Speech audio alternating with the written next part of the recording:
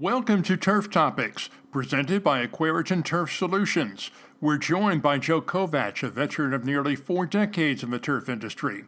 Joe is the superintendent at Casselberry Golf Club, a daily fee facility in Casselberry, Florida, just outside of Orlando. At one time, the club was privately owned, but the city of Casselberry purchased the property around the time Kovach came on board. The club hosts some 35,000 rounds each year. I worked out with this private owner, and he asked me if I'd come over here and be the superintendent. And I said, "Hey, Bob, aren't you selling that golf course?" He said, "Don't worry about it, Joe. Everything will work out just fine."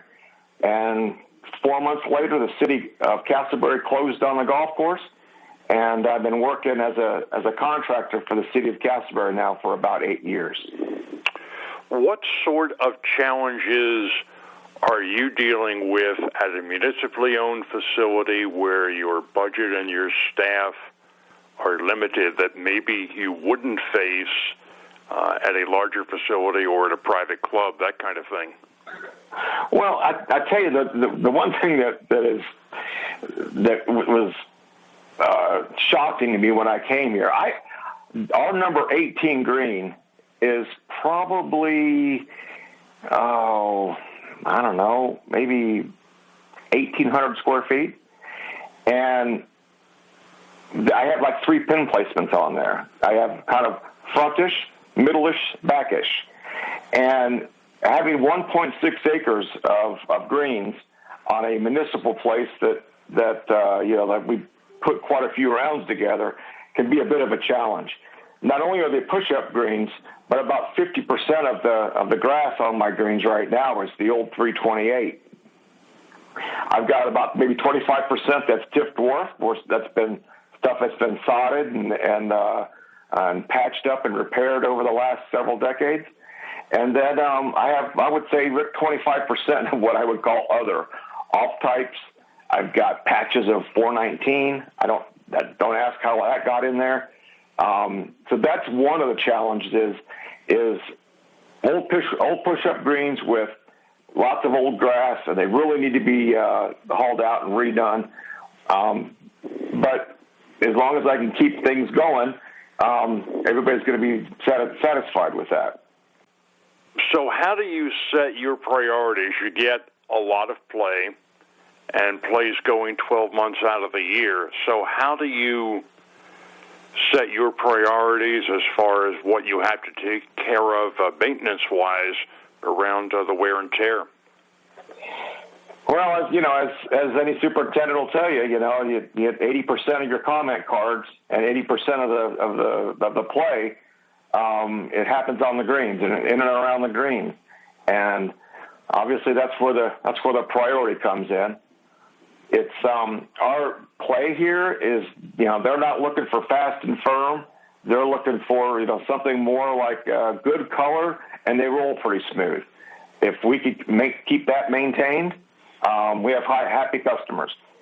I will say, though, that, it gets to be frustrating, as I'm sure any superintendent who's at a mid or lower tier golf course will tell you.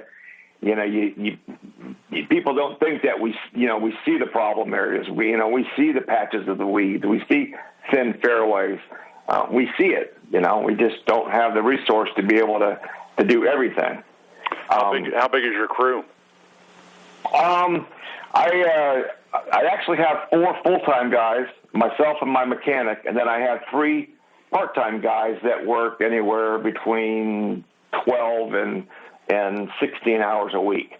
I'm blessed to have those part-time guys because a lot of them, 2 of the 3 of them just work on weekends. So that affords me the luxury of giving my full-time guys breathers and some time off now and again, where they're not having to work, as is often the case. Most guys will work 12 days on, 2 days off, or they work, 6 days straight with a day off. So that I'm kind of blessed in that regard. So how did you first get introduced to the Aquarian product line? I met the Aquarian folks, Anil in particular. It was when the golf course show was last in Orlando, which would have been, I'm going to say it was 2017. And the product was pretty new to the market.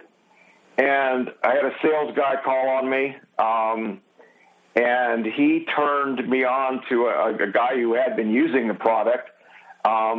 He's affectionately known in Twitter world as the Turf Monkey.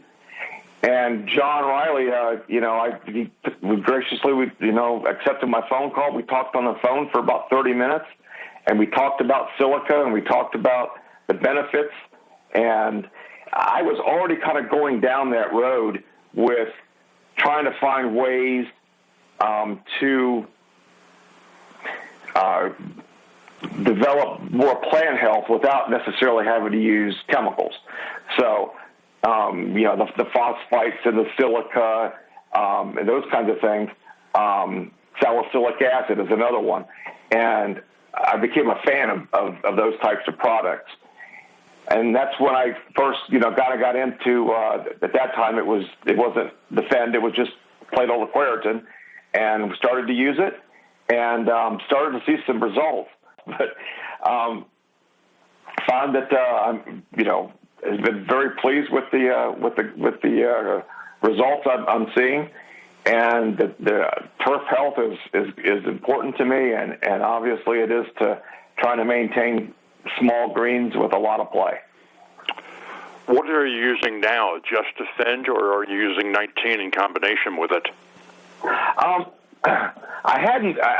tried some of the 19, and we overseed our greens, Rick. So we're just now coming out of transition. In fact, next week, the Dry Jack folks are going to come out for the first time, and we're going to get through all that,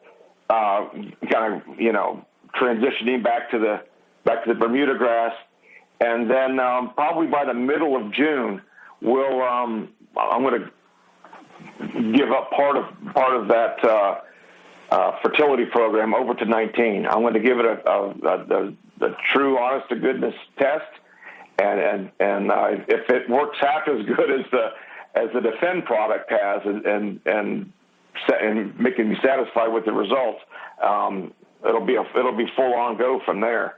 I'm looking forward to see what I could see. I did when I first started to use Aquaritin. I did some test plots, and I would have a nursery green, and I'd take half a piece of plywood and throw it over the top of the green and spray over the top of it, pull it up, and do that repeatedly for about 2 months. And I started to notice a difference. That's what sold me on the Defend product. Might be doing kind of the same thing with the 19. I may, do half my greens with the 19 and use my old regimen on the other 9 greens. I haven't quite put that together yet, how I'm going to do it, but one thing's for sure is that I want to make sure that what I'm spending the money that I'm given, I want to spend it wisely. What kind of impact on your turf do you notice that Defend has in terms of the viability of the turf and coloring and all those things? I would have to say that even though I'm not, again, having older greens, I really can't lower the height too much. I do seem to get a little better roll here in the last year and a half, 2 years. And this goes on whether it's Bermuda grass or whether it's overseeded with Poa trivialis. That's one thing that's really important. The other thing, and it's hard to quantify, is that they just seem like they're healthier. It just seems like I have a lot less disease. I have a lot less stress from last summer was a great example. I had a lot less heat stress on them. Hand watering is out of the question for us. So I have to balance everything out the best I can, and without the benefit of being able to micromanage each green. If I could treat them all the same and produce a pretty consistent product, general manager's happy, guests are happy, clients happy. and I get to sleep at night.